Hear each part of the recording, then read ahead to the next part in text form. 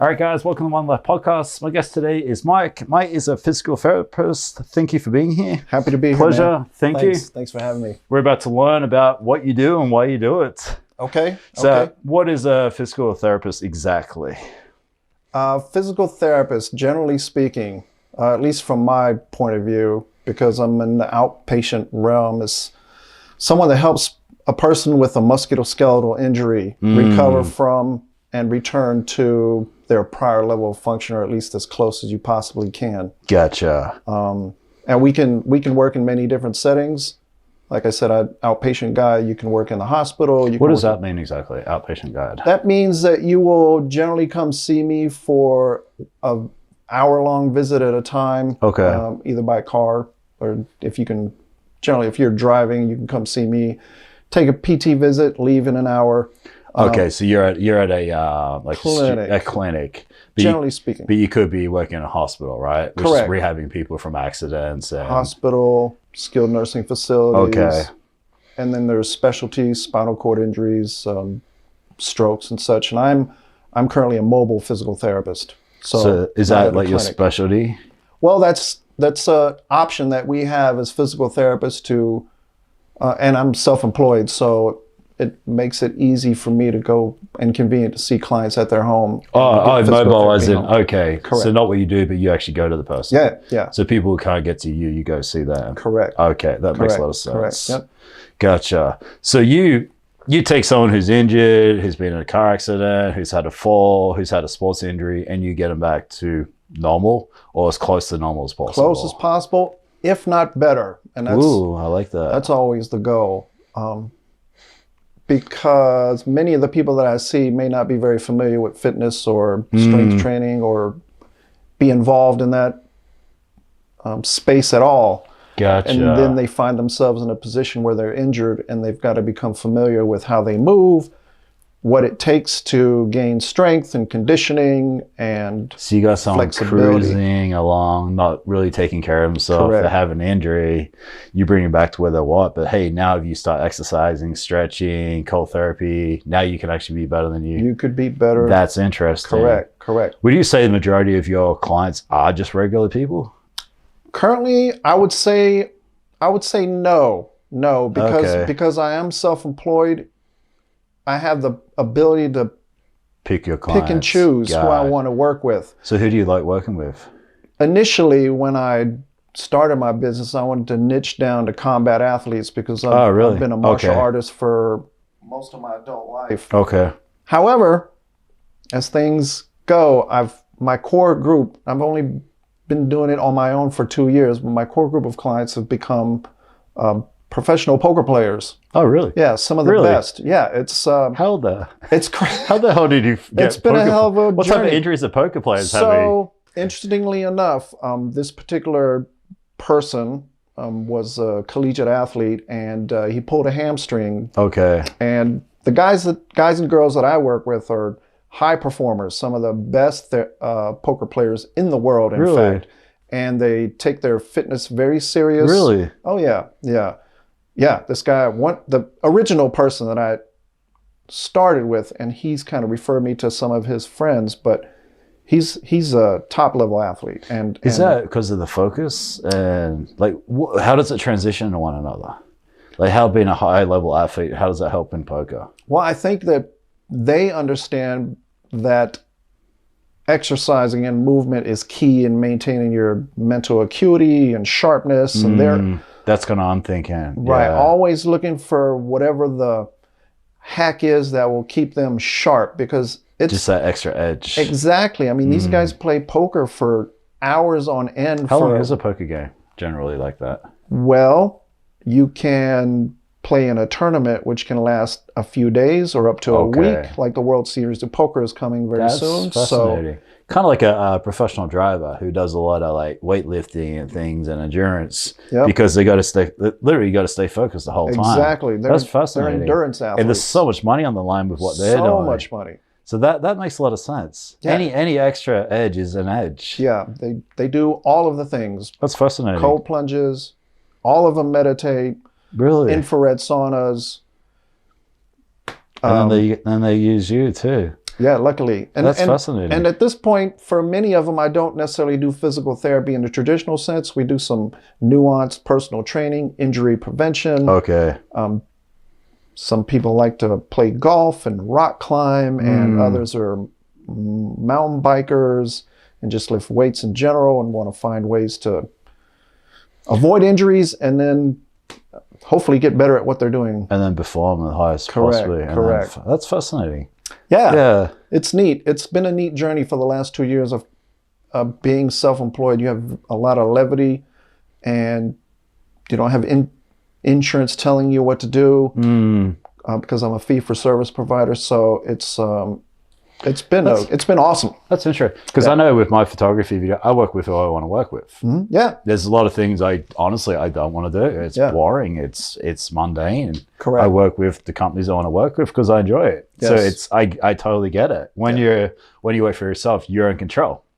You can work with who you want. You can say to no, who do you want? And that's correct. It's up to you. It's pretty awesome. It's really cool. Awesome. And having said that, though, I mean, I get as much joy as working with these high-end folks, if you want to call it that, as I do helping your grandmother get back from a total knee. Because you're in a service industry, and obviously you do that because you're passionate about it. I love it. I can't imagine doing anything else. I mean, I feel like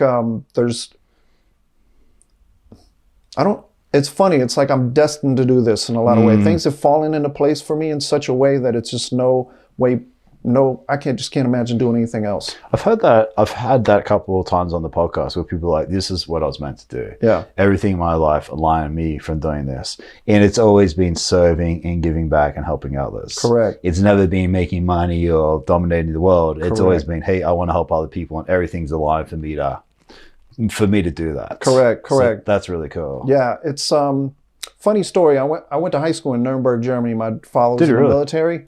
And so you're like military brat? Correct. Yeah. Never heard of that until you came to America. Oh yeah, yeah. It's I'm so blessed to have lived over there. I've become a well-rounded person, being exposed to different cultures and just traveling. And so the point I was trying to make is that when I applied to one physical therapy school, because quite frankly I didn't think my grades were that great. However, I was trying to do everything I could to prepare. I got a chance to interview. The woman that did my interview actually went to the same high school I did, but 20 years earlier in Nuremberg. Really? So yeah. So what are the odds of that? Yeah, in Nashville, really? Tennessee. I went to PT school at Belmont University. Really? Yeah. So what are the odds? That's like, what are the odds? That's like in the billions, right? Yeah. Beyond. Yeah. So that's so she went to the same school 20 years previously. Correct. In Germany, and here you are in America. In what state? This is in Tennessee. In Tennessee. That's nuts. Yeah, I just graduated. And you happen to, that's crazy. Yeah. Right? That one school. I only applied to one physical therapy school, and that was it. Really? Yeah. I just didn't think I was going to get in. I wanted to stay in and get my master's degree in human performance or something like that, possibly. And had already been accepted to go to grad school there at Tennessee. And that's fascinating. Yeah. You've always been a pretty active guy, I'm guessing. Pretty much. My college days I spent doing other things, studying and recreational activities like that. But once I got into physical therapy school, after our first year, I got back in the gym, got back in shape. And then fortunately, when I got to Vegas, I joined my first martial arts gym because I finally had the opportunity. I started with Filipino martial arts. Like the Eskrima and Kali. Kali, yeah. We did modified Wing Chun with JKD concepts. And then I progressed to Muay Thai and Brazilian Jiu-Jitsu. I really enjoyed the Muay Thai and kind of stepped away from the BJJ. And I taught kickboxing for 8 years in addition to being a physical therapist. Yeah. Oh, very cool. And then as of the last 2 years, I've kind of quit the kickboxing and I'm back on the mats and been jiu-jitsuing ever since. Yeah. Gotcha. Because I have the time to do it now in such a way that allows me to do it. It's such a commitment, right? Yeah. Especially the BJJ. Yeah. I'm at a point where I think I'm ready to go back to it. Yeah. But I also know I'm going to be committing at least 3 days a week. Correct. Getting my butt choked out. That's it. But I think that's why I'm leaning into it, because I feel like it's important to be humbled. And so going on the BJJ, you've got Lex Friedman, right? Yeah. You got Jocko. Got it. And you've got Joe Rogan. Yep. And those three guys have said achieving a black belt is literally the best thing they've ever accomplished in their life. And these guys have done more than you and I could ever imagine. Yeah. And for them to come back and say, just getting a black belt, that's what fascinates me. That's probably why I need to do it. Like, what is a driver for you? That's a really good question. I think it's a matter of sticking with something that's tough to do. It's a commitment, right? Yeah. Yeah. Oh, yeah. You can learn to play guitar. Yeah, you can learn to basically play the guitar in a year. To get a black belt, 8, 12, sometimes. I mean, I had a girl, Talia. It took her 15 years to get a black belt. Yeah. It's a commitment for sure. And you're getting choked out. You're getting humbled. You're getting tapped out. All those things. You're constantly losing. And if you can stick around long enough, you can kind of break into the magic that it is, and then you don't get smashed as much. You get a little less choked out, and you become a little more of the hammer and less of the nail.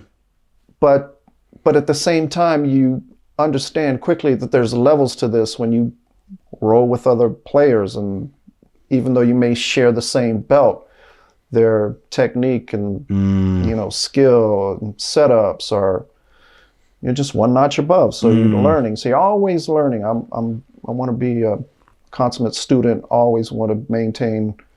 And it applies to everything else in your life too, right? Absolutely. Yeah. And I'm a big fan to do something on a daily basis that makes you uncomfortable. And for me, like cold therapy is a big one. But jiu-jitsu would be another one that ticks that box. Exactly. So the mat doesn't lie. The mat doesn't lie. And I've always been a fan of the combat sports. I always feel like you need to be capable. And I just couldn't, live without it. It has to be done. It's something that has to be done. Why do you think it's so important to have like martial arts skills for you personally? Well, is it like the confidence? Is looking after your family? Certainly both of those things. The discipline that's required. I want to, hopefully be able to protect someone that needs it more than I do. And I've found, especially as I get older, I'm much more relaxed. Things can kind of just roll off my shoulders, and there's a goal in it. Ultimately, hopefully I can someday reach that black belt status. And what level are you at now? I'm a blue belt. Which is a huge achievement. Yeah. You're beyond 95% of people who ever roll. Exactly. You have to remind yourself of that fact, because they have the blue belt blues that they call it, where you just feel like you're not making progress, and you just have to stick with it, knowing that I've made it this far. Which is awesome. Well, I saw Ray today. We're having a conversation, and we're talking about how when you go to the gym, you talk about the gym, all your friends go to the gym. You think that everybody goes to the gym. Right. And you forget that 99% of the population doesn't do it. Correct. And then when you self-educate, you read, blah, blah, blah. You think everybody does it. And you realize no one does it. So it's probably the same thing with jiu-jitsu, where everybody around you is, everyone rolls, everyone's better than me. Right. And then you step out of that, you realize that it's probably like less than 1% of the population have a blue belt. Right. Correct. But you're comparing yourself with the purple belts, the brown belts. Yeah. But you got to realize that no one else does martial arts. Never one gets past a white belt. Never one gets to a blue belt and sticks to it consistently. Correct. So you got to kind of remember that. Right. Pat yourself on the back. Stop being so hard. Work on that inner monologue. Because it's tough to go into class when you're just going to pop, get defeated. You got to face defeat. And embrace it in a way, right? Embrace it in a way. Embrace the journey. The thing is that I found that the less I care, the more fun it becomes. That's interesting. Yeah, if I care less about the outcome, I try to tell myself that I'm here to learn and not necessarily to win. Because I'm here already, so I'm winning. I'm winning already. That's a good attitude. I made it here. I feel like you could transition that attitude into a lot of different things. Absolutely, 100%. And I'm I'm getting up in age. I'm 20 years I've been at it. The fact that I can still do it is amazing. 47. 47. Yeah. Okay. Yeah. How is it being like in your 40s doing martial arts? Do you find it you feel and you're able? Do you feel like you feel like you're younger?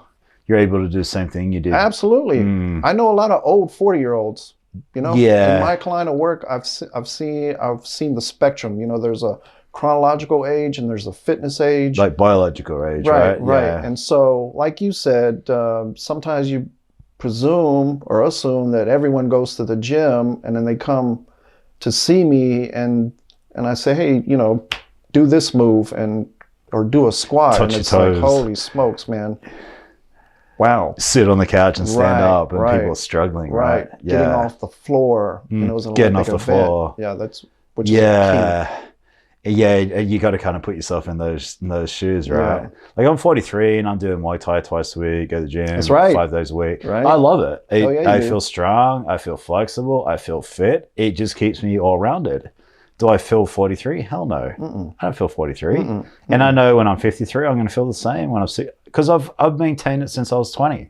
Right. I still feel the same I did when I was 20. I'm a little niggly here and there, I'm not going to lie. But that's taking more time to stretch. Yep. That's doing more massages. That's doing more cold throat. That's more being aware of it and working around it, not using that excuse to take zero action and then letting it get worse. Exactly. Where then I'm forced to come see you. And that's what happens, right? Yes. Yeah. My question was, what are the main things that that you are seeing that could be preventable?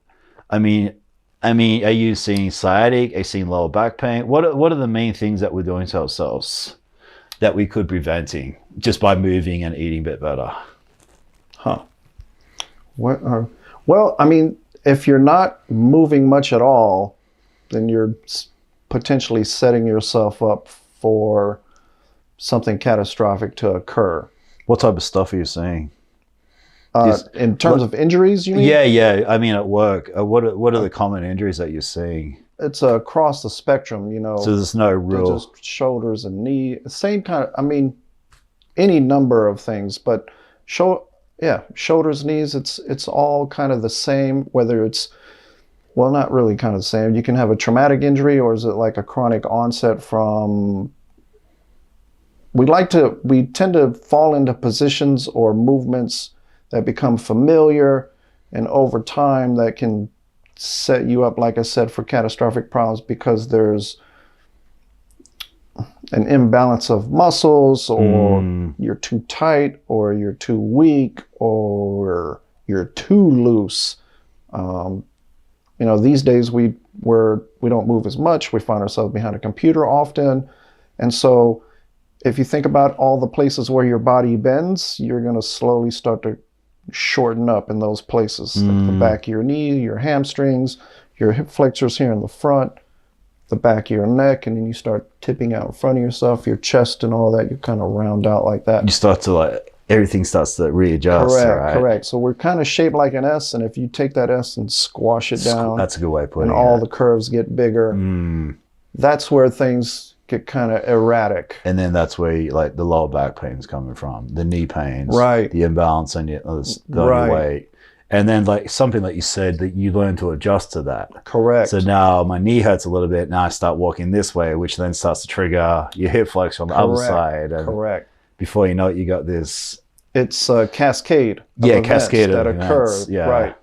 And recently I've taken a deeper dive. Like I said, I'm a consummate student. I've taken a deeper dive in the myofascial system of the body, which we understand now connects everything, transfers energy. And so, like you said, you know, we hear the stories about, I mean, I'm just making something up, the pinky toe is just misaligned, and that could be affecting something further up the chain, or vice versa. From the shoulder, right? Correct. And so, I'm learning some new things that I think is going to revolutionize the way I treat people. Oh, really? Yeah, because the way I learned it in school is very different from what I understand it now, and I think that information is being shared with the new generation of PTs and sports performance, hopefully strength and conditioning coaches, and we're learning so much more than we did before. And I think the outcomes are going to be spectacular as a result of it. Yeah. I would say it's fair to say most physios are generally active people, aren't they? Opposed to doctors and nurses. Would you agree with that? I would like to agree with that. I don't know if it's necessarily true. I don't know what the percentages we're talking about. But people you know, are they more like you're an active, healthy guy? Correct. Do you find most of the people you know are more like you? Because there's a lot of doctors out there who aren't specimens of health.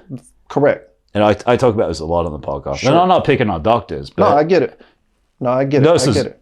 Half the nurses smoke due to the stress. Right. That they're helping us with our health. Like, yes. Yeah. They have tough jobs. Yeah, absolutely. Absolutely. Far more difficult than what I'm dealing with. I mean, it's life and death. Although if you've never been hurt, it could seem like life or death because many people have never been injured. And so that's a whole new experience. When you can't walk around like you're used to, it's like, I'm not used to this. Well, I get that. But back to your question about physical therapists being fit, maybe the ones that I hang out with generally are a little bit more fit or am drawn to, but there are plenty of physical therapists that are not maintaining a certain level of performance, if you will, which I've always found very fascinating. Because they know better. Right. And if you're preaching or teaching me something, and you are able to do it and you look the part, like I always say, I wouldn't go to a fat personal trainer or a broke financial planner. Right. And I feel like the same plays with a doctor or a physical skinny therapist. chef. I don't know if I want a skinny chef. Yeah, skinny chef's a good one. I like that one. I might have to use that one. Yeah, I want my chef to be getting high on his own supply. Yeah. That's interesting. Right? Yeah, I always think about that. Yeah, it's I wonder. I mean, I've been fascinated by human nature and performance all the time, and I can't see why someone not feel motivated enough to at least play the part if you're asking someone to do, create these shapes that you have to do in order to get better. I did a video gig a couple of weeks ago, and I had to go to this person's house, and it was an Airbnb, and this big black guy opens the door, big Jack guy, and I was like, hey man, what's up? And I was looking for the guy in charge, and then I got talking to this guy, and I find out he's 39. He's a doctor. Oh, man. He's jacked. He's shredded.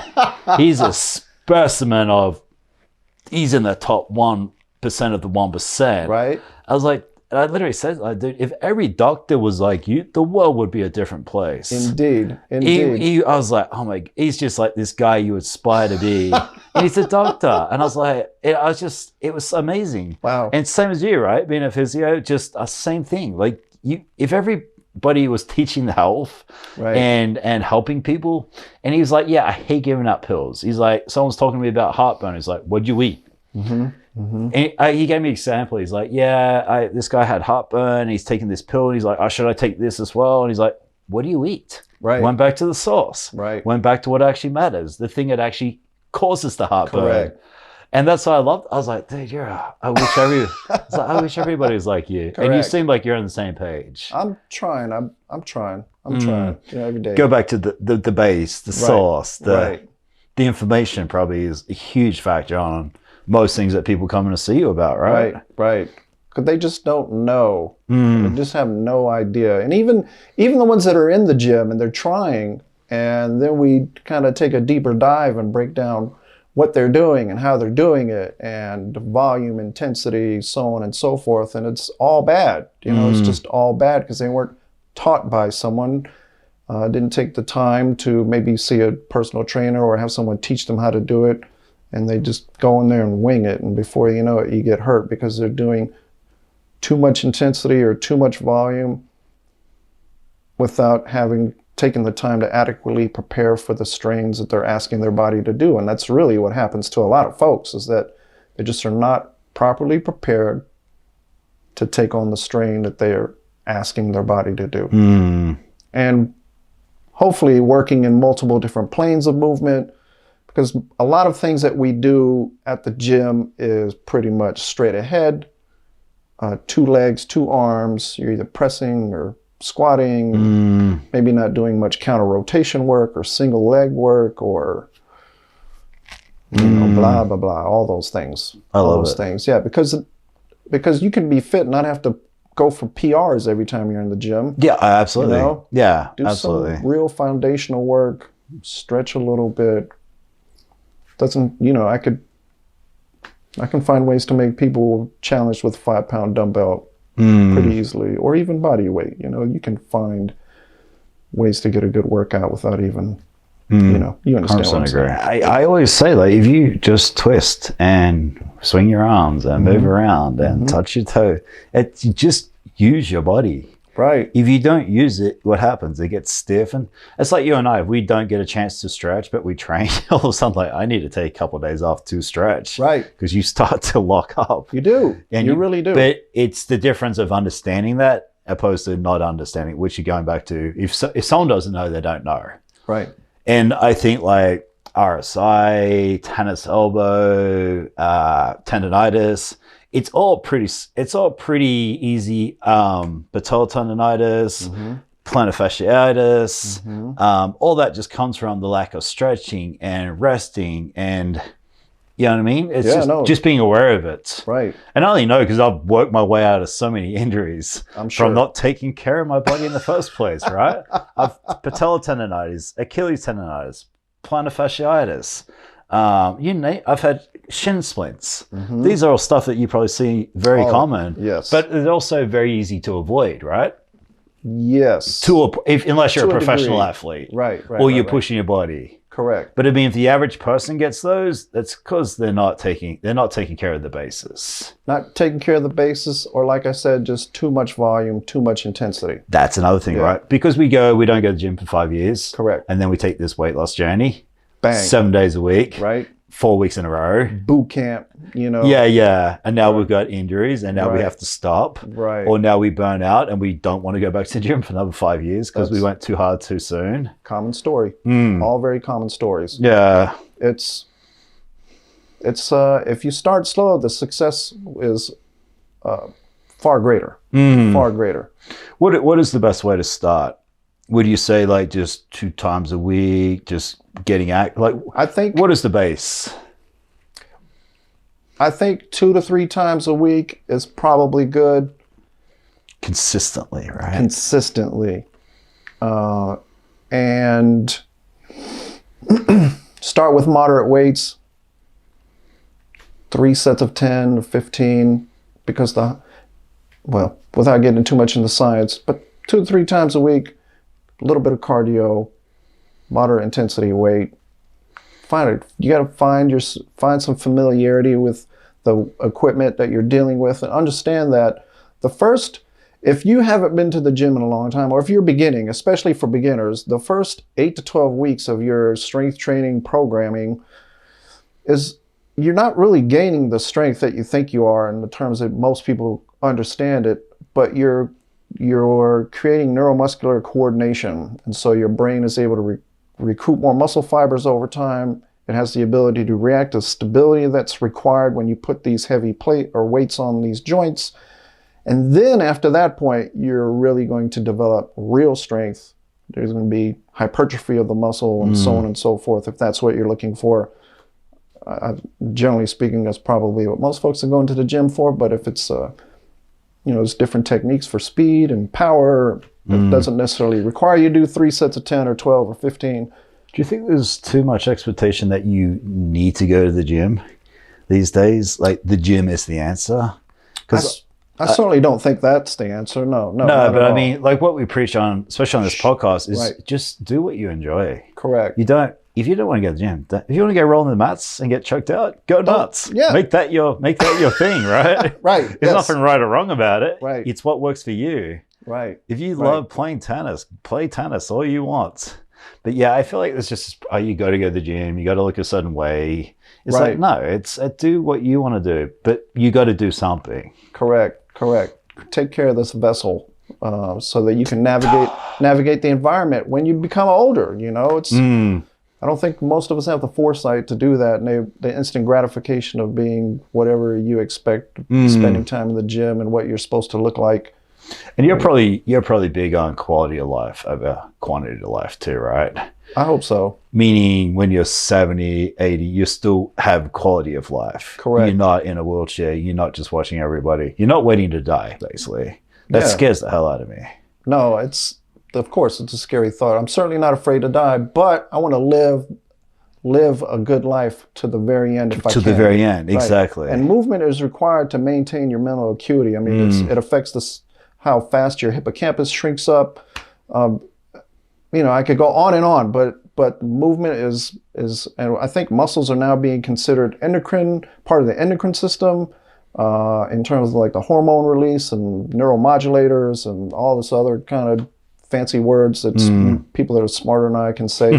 But it's just so many benefits to maintaining some kind of movement practice, and whether that's going to the gym, which like you said, is not very necessary. You set up a small space in your house, couple kettlebells, body weight, like you said. Body weight's great. You're fine. You're fine. I used to run boot camps for people with no equipment and just body weight, and like easy killing. Yeah. Throw some plyometrics in there. It's even easier. Exactly. Plyo is a great way to wear someone out. Exactly. But it's also a great way to get injured. But it's building someone up, right? Exactly. Yeah, it's self-awareness and having someone professional to guide you. I hear that story a lot. Folks that are getting back and they go to boot camp, and we're reviewing what they're doing and the impact of plyometrics can be. I mean, with my Muay Thai, you got me skipping the first day, and I was like, I have Achilles tendonitis, and I know it flares up when I jump, and I did it, and I was like, I shouldn't have done that. Okay. And it affected my training. And I told him, hey, I don't want to skip, and we've worked around it, and slowly but surely it's going away and it's getting better.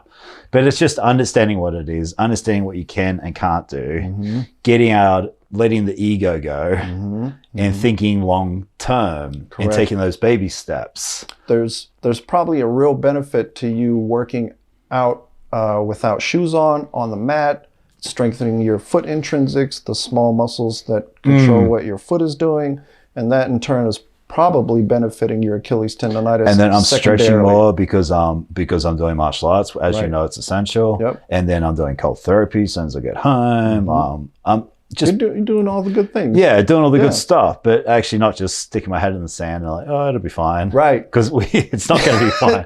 I'm going to end up seeing you. Right. Yeah, get a good night's sleep.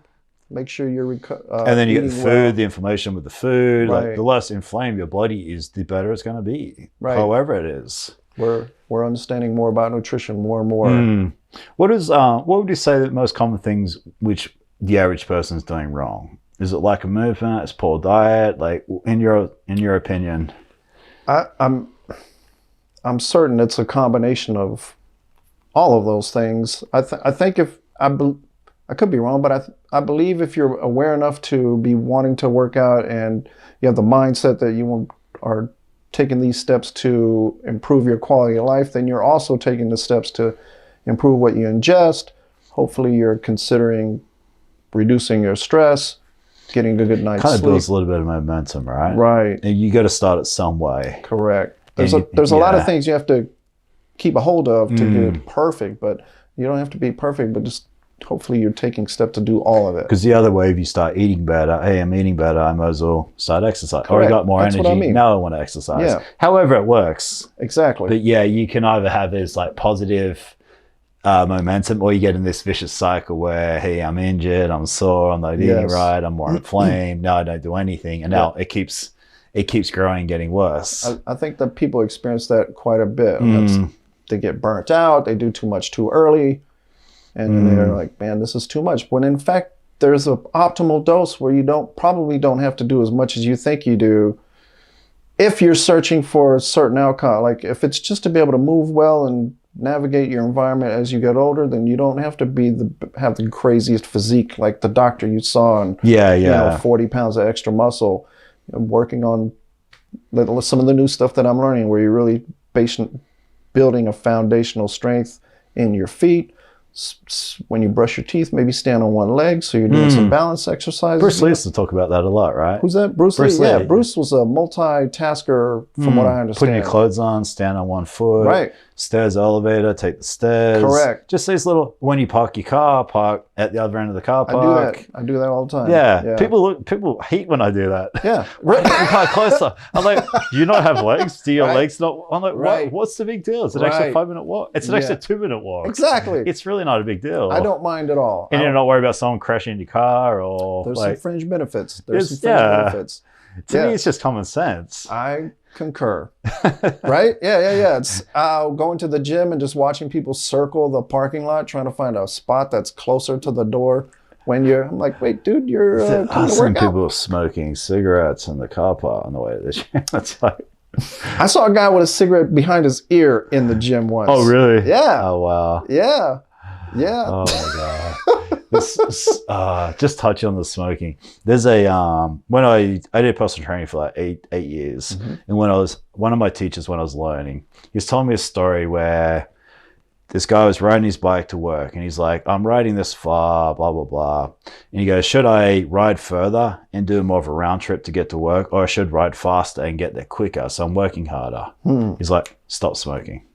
He goes, that will do more for you than anything you're presenting right now. Right. And always remember that. Wow. Yeah, that's epic. It's so true though, right? Yeah, it is. It really is. I mean, if I'm being honest, I could say I was a recreational smoker in college, and then I got to PT school, and it's like, man, this is stupid. So let's get away from that. And you really get a better understanding of the ravages that occur when you're a lifelong smoker, temporary smoker. You know, arteries harden, your oxygen uptake is reduced. What was the difference for you personally that you noticed by stopping?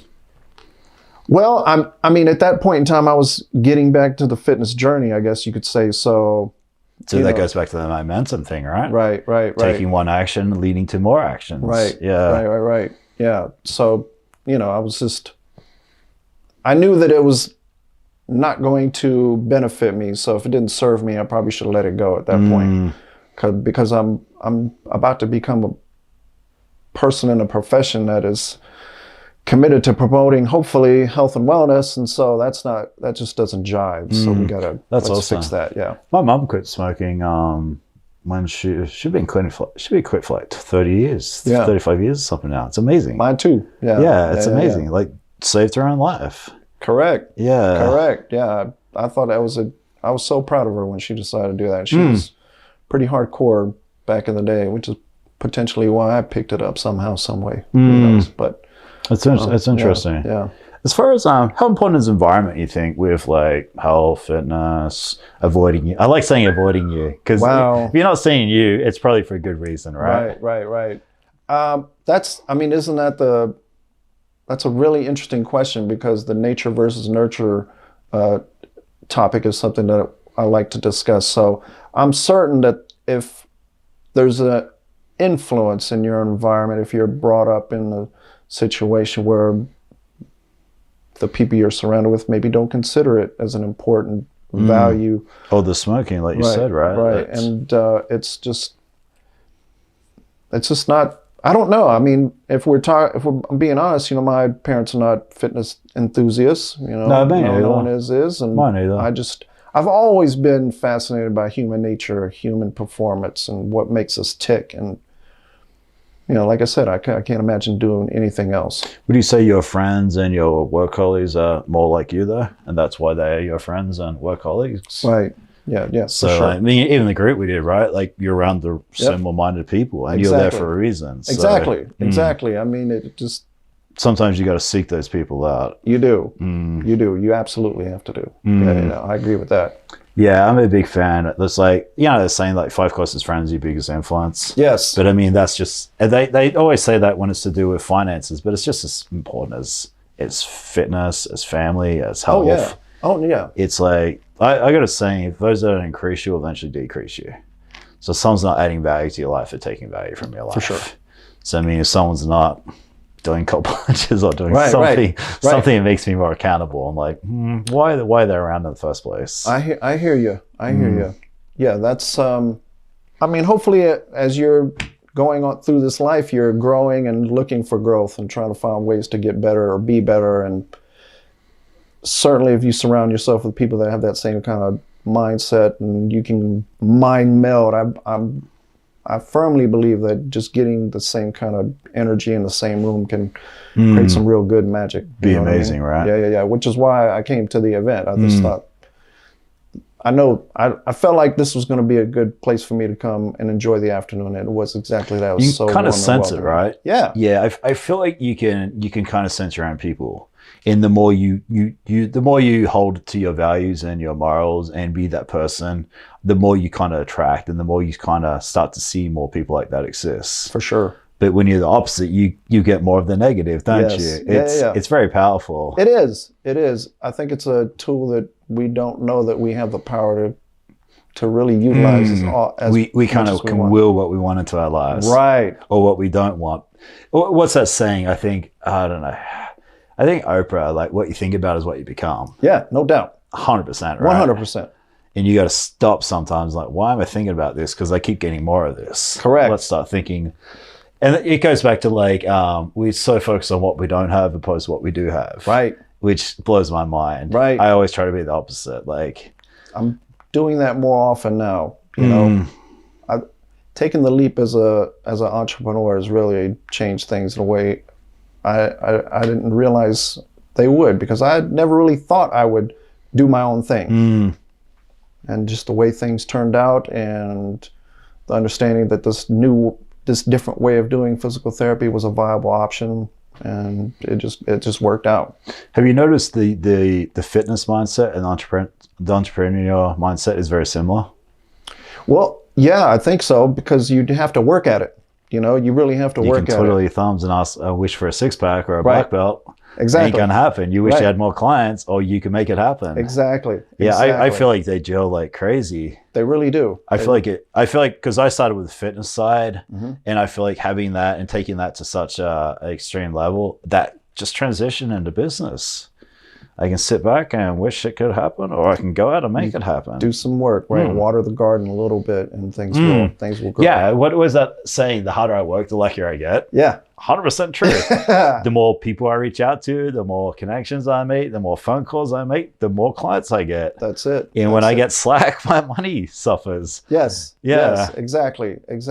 And just a little bit of work. Doesn't have to be perfect, but just a little bit. Just do something, and the consistency too, the consistency right? will pay off. Yeah. Yeah. I found that for sure. What your habit? It seems like you've probably got a lot of good habits. What are some of your habits? You're doing, how often you're rolling? How often you're doing jiu-jitsu? I try to do it 3 times a week. Okay. If I can. I usually get up pretty early in the morning. Early riser. What makes you get up? You just like getting up? I hate getting up early. Well, because of my previous schedule with my job, I would have to get up at 5:30, and then I have a dog, and he seems to have followed that same timeline. Gotcha. So I used to have to get up early. Now I don't. Right. I love to play that game too, but I just can't see him. Once I'm up, once he stirs me, it's just forget about it. So gotcha. Yeah.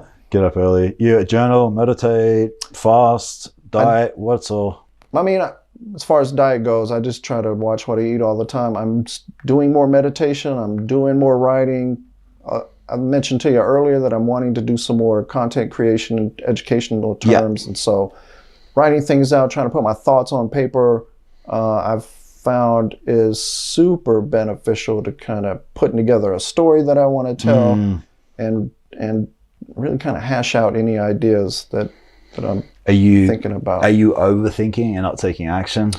Oh, certainly, 100%. That's 100%. very common, especially content creation. Yeah. It's so strange, man. Because I have no problem speaking in front of folks, like you're good at educational stuff. I've been, like I said, I coached for a long time I coach for a long time, but when you think about what I do, I'm a coach every day. You know, I have to speak to people in a way that hopefully is clear and concise and allows you to create the shape that I'm looking for. I've said that a few times, or express your body in a way that's going to be beneficial to you, right? So, and it's received well, and folks are like, man, you changed my life, and I watched the process. So what the heck is it, man, that I can't get in front of a camera and tell my own story about what I think is going to help you out? And I got all this, What is the blockage, you think? I don't know, brother. I really don't know. It's so crazy. It really is crazy. I can't One of my get favorite over it. sayings, perfectionist paralysis. Yeah. I live by that.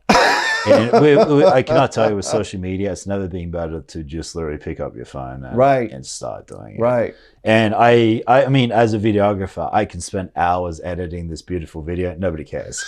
Pick up my phone, talk to it in the car, and boom, way more views. Really? It sucks.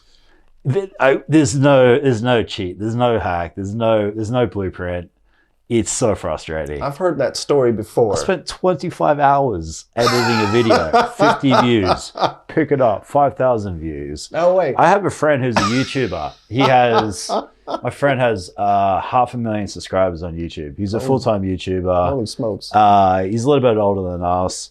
His fill-in video, a video he wasn't going to post, was a fill-in video, was his highest viewed video. It tripled his subscriber count. It ended up on the front page on YouTube. No way. It was a fill-in video. Wow. He wasn't even going to post it. I've got so many stories like that where people have just put something out, and I had a video on TikTok. Bananas, man. A video I did for a client on TikTok, shot with a phone. I always use a professional camera. For some reason, we used the phone for this one. Yeah. 5 million views. What? 25,000 followers in 2 days. What? Fill-in video. Just a regular video. So Okay.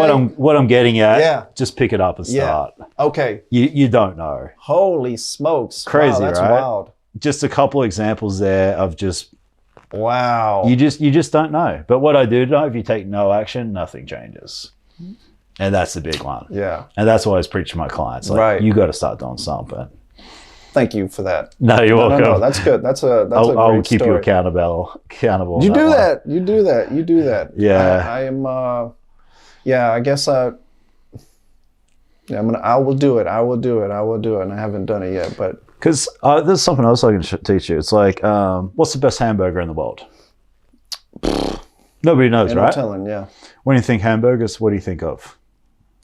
I think of lettuce, tomatoes. Oh no! Like, what kind do you think of when you think hamburgers? Shoot, In-N-Out. But generally McDonald's, right? McDonald's. Yeah. Think of soda. Who do you think of? Coke. Think of shoes. You think of Nike. branding. Yeah. That's all it is. Right. You have the best product in the world. If no one knows about it, no one's going to use it. So you can be the best physical therapist in the world. If no one knows about you, no one's going to use you. That's the importance of social media. My man. Branding, consistency, staying top of mind. You follow me on social. You see how much I post. Yep. It's top of mind. That's how I ended up at the event, and why I'm here. Oh, that's the event. Same thing. 100%. Top of mind. Just what I think there's a saying. It's like 21 touches before you build trust. I've heard that. Yeah. Correct. And that touch could be a social media post. It could be a blog here. It could be what a Facebook ad, whatever it is. Right. 21 times before someone feels comfortable enough to call you, trust you, and use you. Yep. So yeah, I love this stuff. You can I tell, love it. right? I can tell. I can tell. That's why I read so much. This is good. This is good. I love reading this stuff. I love it. About this stuff specifically, or are you reading something right now that's really got you hooked up? For me, it's just self-education. Yeah. It's taking accountability for your own life, realizing everything that happens to you is on you. Correct. The physical shape you're in, the money you make, the things you do or don't have, it's all on you. Right. Something bad happens to you, it's still on you because it's the way you react to what happens to you. For a story I always use, if my wallet gets stolen out of my car and I leave it on the seat of my car, I can go tell the next 50 people, oh my God, my life sucks, someone stole my wallet. Or I could be like, hey, I shouldn't have left my wallet in the car. Right. Don't leave your wallet in the car. Move on to the next thing. Yeah. And you learn that in business. Someone will screw you over, or someone will do something bad by, and you can think about it. You can keep regurgitating it. You can lose sleep at night, or you can hey, now I know I need to do a contract. I should have taken a deposit.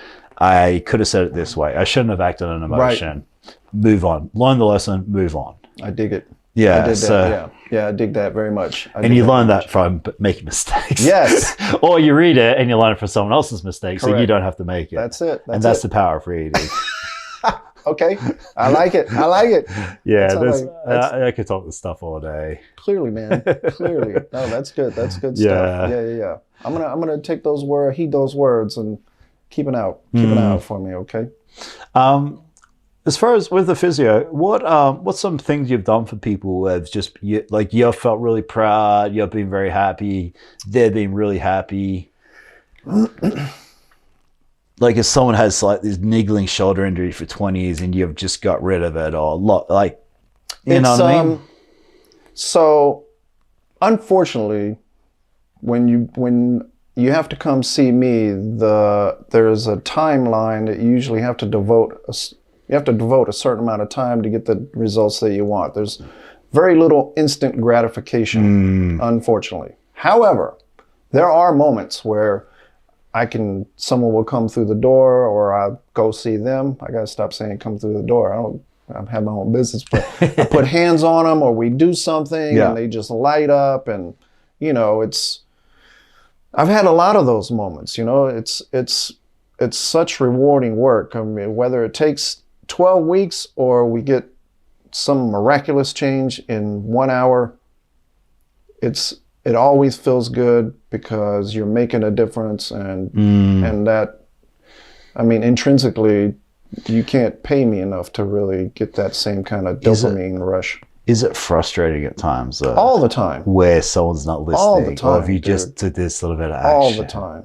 All the time. Would you say majority of people don't do? I'm going to be fair, maybe split it down the middle. I think it really depends on, I mean, you can work in geography, what part of the town you're working at, social setting, those kind of things. But you're always going to run into someone that doesn't want the help.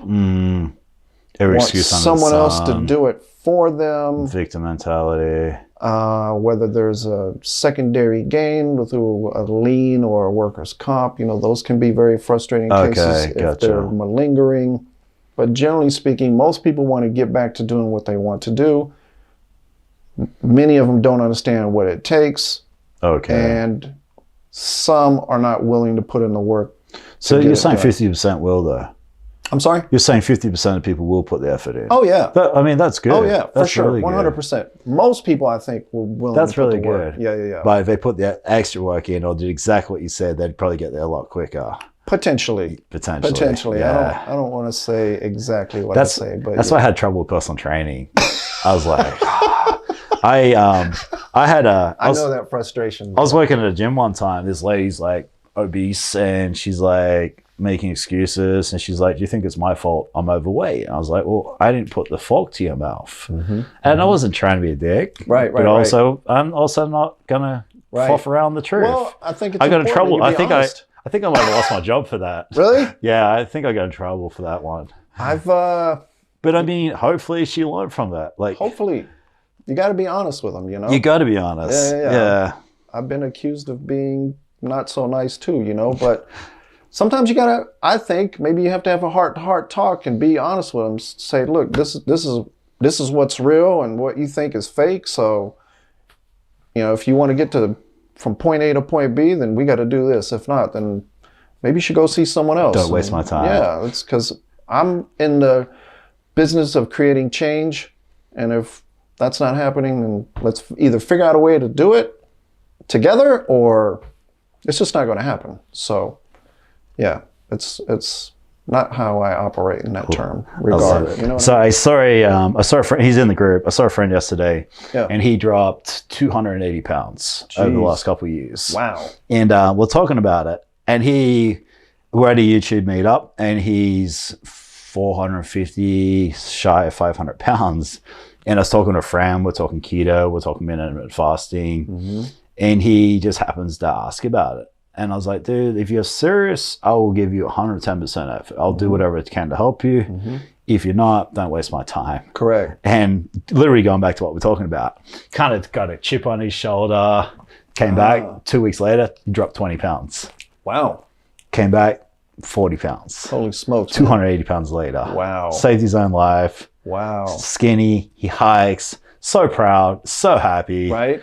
And it's just by, I don't like, if I was to fluff around and kind of like, maybe he wouldn't have taken that action. Right. So I think I don't really mind if I offend someone if they take action. Or, I mean, I've talked about this before. If you and I are friends and I call you out and you kind of get your back up, we're not friends anymore, but you take action. Right. Well, I'm good. That's cool. You'll come back some point. Yeah. You'll be like, I didn't like it at the time, but I kind of need to hear that. Right. And I feel like that's what a true friend should be. I'll agree with that. Yeah, no, I mean, you don't want to be a dick about it, but you also don't want to fluff around the truth. Right. Because you care about these people, so you want them to be the best version of themselves, right? Exactly. You know what happens if you don't take care of yourself. Feel like, do I look fat on this? And I'm like, I mean, you know yourself. You know when you're in shape. You know when you look good and stuff because you're in good shape. That's it. So my clothes fit good. I'm good. I don't really touch the scale too much. I just check how my pants and shirts usually. I mean, I like Tony Robbins talks about it. He's like raising your standards. Are you a fan of Tony Robbins? Oh yeah. Yeah. So he talks about like raising your standards. So if you're making a certain amount of money, you want to make more money, you need to raise your standards. Correct. If you want to be leaner, you want to look better, you need to raise your standards physically. Hey, you want to spend more time with your family, you need to make it more important. Right. And I always think about that. So everyone's got their standards, and most of the standards are way too low. Right. So you need to bring that up somehow and make it more a priority. Well, it's easy to stay in those lower standards, right? So easy. And the comfort zone is a place where you go to die. The environment, the comfort zone. Yeah. There's a shop in town. It's like, what is it? It's something like something about your comfort zone, and I love it. Every time I'm there, I take a picture of it. in my daily journal, I have comfort zone. It is one of my things. What did I do today that pushed me out of my comfort zone? Oh, right on. And generally, it's just cold, like a ice bath or a cold shower, but it's there, and I make sure every day I'm doing something that makes me feel like I'm alive. There you go. Because it's like got to get the juices going or something, just man. Something, right? Like, well, that's good, because I think that's what inherently, hopefully, most of us are chasing a new experience or something to help you feel alive. I think it's part of what pushes us as humans to create and innovate, because we want to find what you said, find something that's going to make us feel alive, set a new standard. And going back to what you said earlier, is having a purpose too, right? Right. I feel like purpose is everything. Key. Waking up in the morning with a purpose. Key. And I think by having a purpose, you're less likely to be depressed. 100%. To be anxious, to be like not knowing what to do. Like, and then by having a purpose, everything aligns with that purpose. Your friends, your environment, your everything. Like, I just I listened to a podcast the other day, and that's the same terms they used with depression. Is that I don't remember. It was like depression is the lack of purpose. Something. When I don't know about females. I'm sure it's the same. But you hear about a man who loses his job. First thing he does, he gets depressed because he's lack purpose. He's 40 hours a week. He's got somewhere to go, something to do. He's got to support the family. Right. And now that's taken away from him. Correct. What's the first thing you're gonna do? You're gonna get depressed. You're gonna start like falling this spiraling into this vicious, like this, into this hole. Right. Yeah. Actually, I wanted to ask you. So like the whole, I mean, I've got this group going. We're doing this like mental health thing, supporting each other.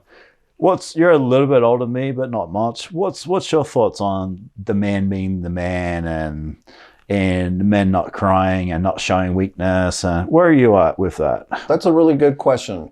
And I will say... And you come from a military family where your dad was probably like the alpha male. Pretty hardcore. My mom too. My mom's an immigrant from Turkey that moved to Germany. She's pretty hardcore, dude. I can imagine. Yeah. I will say this. So like New Year's Eve, I had a moment of enlightenment, I will say. And for whatever reason, I've found this new kind of wave of empathy that has taken over me, right? It's interesting. I cried to a Miley Cyrus song the other day. Oh, really? Yeah, no shit. Which song was it? It's a new one. It's called Flowers. Oh my God, I can't even believe I said this on video. Yeah, it's interesting. Yeah. I can't even tell you. So anyway, I don't really feel strongly about, my male gender roles, especially in my relationship so much. Like, we share responsibilities. I think that's kind of what you're asking me, right? And she is, she's super empathetic, and she wanted to be an actor at one point in time. So we have the discussion about being empathetic and feelings and, creating a safe space for one another. So we can always express how we feel, whether or not we're emoting it in a way that is representative of what you're feeling. You know what I mean? Does that make sense? So I'm getting more in touch with that softer side of me. Is it hard for you to do? I don't think so. Oh, that's interesting. Yeah, I don't think so. I find it hard. Yeah? I don't know why I find it hard. It's just not something I've ever talked about, addressed, thought about, seen. So it's when I say it's hard, it's different. It's foreign. It's different. Right. Yeah. You know, it's not like I'm this big brute man, but I guess in my head that's kind of what I feel like I'm living. I try to live up to. It's some of that subliminal programming that we've all experienced at some point in time. No one's ever told me like guys don't cry or you got to be the man, or no one's ever told me that. It's just what I've seen on TV, the movie stars.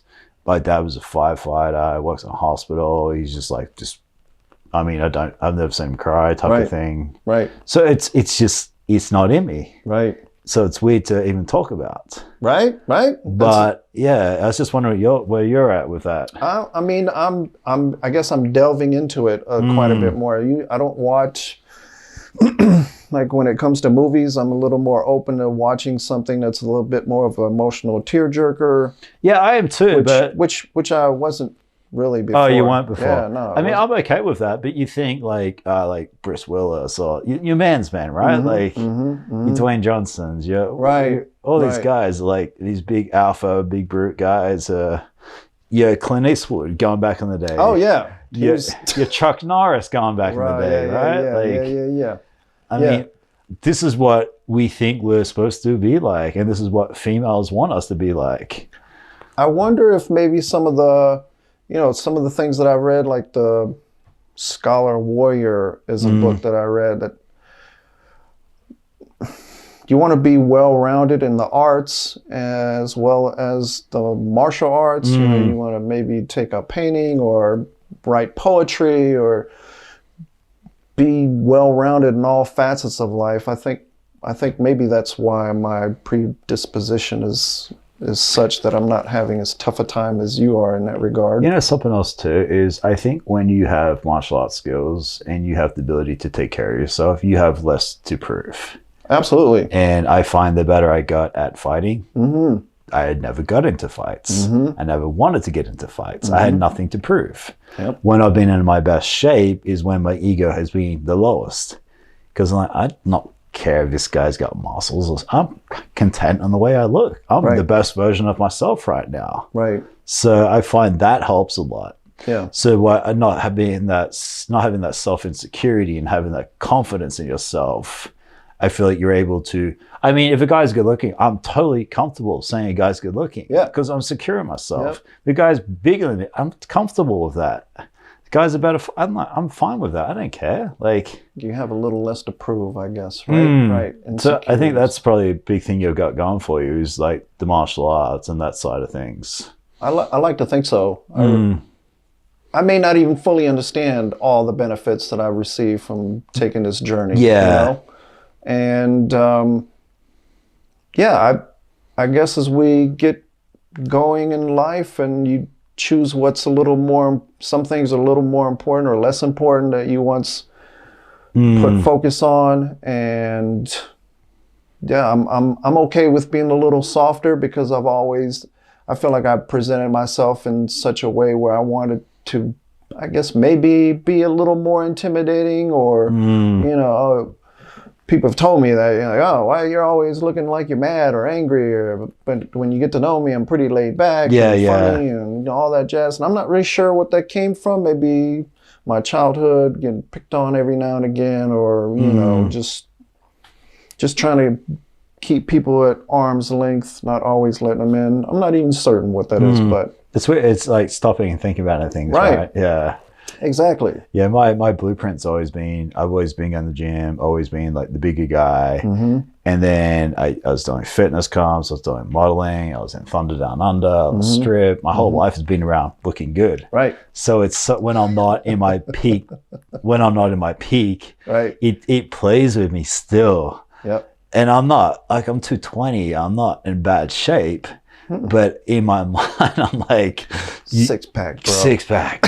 Gotta be this lean, gotta be this, that. Yeah. And it's like what I think my blueprint is. But I need to learn to and as I get older, I'm getting better with it. But I was so obsessed with it. Right. And it was such a priority that it's hard for me. No, I get that. Yeah. I can totally understand that. Yeah. I mean, I guess at some point I was kind of the same way. You know, I wanted to get the six pack. I want to be lean as I possibly can. I want to be the best kickboxer I can possibly be. At this point, I considered fighting at some point. I got hurt and had to deal with that, and that kind of took a back seat. And that's just kind of what we're saying. Sometimes priorities will change depending on what life throws at you and or what experiences you've had. It can shift it the way you think about things. Yeah, it's interesting. Yeah. You got any favorite books? Favorite books? Anything you recommend? Shoot. It seems like you like to read. I do a lot of listening rather than reading. Yeah, I mean, me too. But yeah. I always say it's reading. Right. It's the same. Same however you right? consume it, as long as you're doing something. Right. What books would I recommend? Well, as an entrepreneur, I would say the e-commerce revisited. I think is a book. E-Myth. E-Myth. Michael yeah. Gerber. Revisiting that one. That's an amazing book. That's a really good book. That was a game changer for me. Right. Yeah. Tools of Titans by Tim Ferriss. Okay, I've read that. I've heard of it. That one's pretty good. He takes, well, if you've heard of it, then you understand, right? It's some high performers and some of their habits that they choose to do. That's what it's about, is it? Yeah, I have to read it. It's I'm a huge Tim Ferriss fan, but I've never read that book. Yes. 4-Hour Work Week. Yeah, those are the ones that just come to mind right away. You got a quote? Favorite quote? Shoot. I don't know that I do. I really Interesting. don't. Yeah. I feel like you either got none or someone's got like a million. Yeah. I asked that question. Put me on the spot. I definitely am not going to come up with one, but maybe in a few minutes. I asked that question. People got so many, and other people got zero. So I'm always interested. Right. And then just finish up. Are you doing cold therapy? No. Are you going to? What's maybe your thoughts so. on it? Well, here's the thing, man, is that so when I came to the event, right, I go back to this time when I was in PT school. We had to do this thing in lab where you stick your foot in an ice bath and you check a person's blood pressure to see how they're responding. Well, I put my foot in that ice bath for 1 minute and almost passed out just from that alone. Really? Yeah. Interesting. Yeah, exactly. So I came to the event knowing that the cold plunge was going to be part of it, and I'm thinking to myself, I'm going to figure out a way maybe to get out of this. I don't know, but I did it anyway. And that's the important thing. Right. And so, yes, maybe I'll take it on as a additional tool or modality to I'm just get myself curious sharper. because it is the pinnacle for everybody of something they don't want to do. Right. I mean, you're talking fasting, you're talking sauna, you're talking about all these different things which are uncomfortable for most people. The cold tops it all. It's brutal. Public speaking, cold. It's up there. It's parallel with that. Right. I mean, you've seen some of my friends, these big bodybuilders, these good-looking guys, these buff guys, these good fighters. My Muay Thai instructor will not do the cold. Kick the shit out of anybody. He will not touch the cold. I'm gonna have to give him a hard time about that. That's what I like about it, though. That's why I think it's so good, because it's like one of those things that no one else is willing to do. So if you can make yourself doing something that no one else is willing, it just gives you that edge. Whether that's mentally, physically. I like just knowing I've got a little bit of an edge over people. I dig that. I dig that. Yeah. It's hard to argue with that. Absolutely. It's tough to do, and nobody cares if you do it. Nobody's if you watching. do it. No one's holding a gun to your head. Exactly. And you still do it anyway. That's it. That's the difference. Holding yourself accountable. And it's like people say, like, most of my guests have said, like, confidence comes from keeping promises to yourself. Woo! That's a good quote. It's simple, right? I would say I've heard that 3 or 4 times from different people. Yeah. That's the only reason I'm quoting it. It's because I've heard it. Yeah, confidence is built by keeping promises to yourself. Whether that's, hey, I'm going to eat well, I'm going to train, I'm going to do the cold. And I feel like that's why I'm so confident, is I always hold my word to myself. I've got so many good, consistent daily habits that have come from just keeping that promise to myself. And I didn't want to do the cold this morning, but I did it anyway. Good for you. So, and once you do it, it's really not that hard. It's not. It's not. I was pleasantly surprised at how unpleasant it was overall. Being comfortable, being uncomfortable. Yeah. That's entrepreneur 101. That's it. That's cold 101. That's fasting 101. Right. So next time we talk, you're like, I do cold shit. I'm changing lives here, one person at a time. The Iceman. Yeah, the Vegas Iceman. I'll do it. Okay. So yeah, hold me to it. Yeah. I mean, I can do the cold showers. That's. I mean, I did them for 6 years. It's still hard. Oh yeah. Yeah. Is that how you started? That's how I started. Tony Robbins was like, if you can do a cold shower, that's the hardest part of your day. The rest of your day will be easy. I was like, oh, that sounds like fun. 6 years later.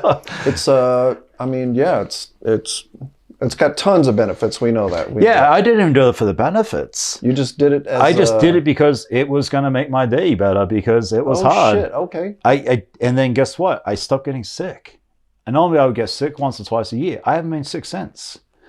I literally have not had a cold. I did not get COVID. I don't get anything. My girlfriend would be dying in the next room. And I'm like, I'm good. I'm good. I'm always good. Wow. Okay. So, I mean, and now I do ice baths. I can't imagine how much higher my immune system is from the ice baths over the cold showers. Yeah. So, I mean, there's all these benefits come with it, but it wasn't for that. It was just more for the even today, it's still about it's about the mindset for me. Gotcha. Doing something I don't want to do that nobody cares if I do, and I'm gonna do it anyway. And however I justify it or ration it or make excuses in my head, I'm still sitting in that damn cold water. Wow. Yes. And that's the difference. I commend you for that, my man. So really, yeah, that's a big deal. Wow, man.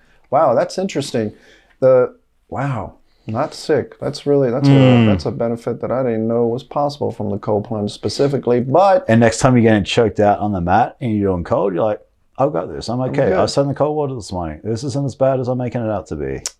When I'm getting my ass kicked in Muay Thai, when I'm on a shitty business call, I'm like, this is nothing compared to what I did this morning. So just relax and go with it. Learn to lean into it. Right. Get comfortable with being uncomfortable. It's a skill, you know? It's practice, right? It's a practice skill. Absolutely. Yeah, definitely. Yeah, 100%. I agree with that. I think it's a great way to finish up. Yeah, good job. Thank you. Thanks, my brother. Pleasure, man. Yeah, it was fun. Yeah, it was Thanks a lot of fun. Yeah, it was good. I did my best.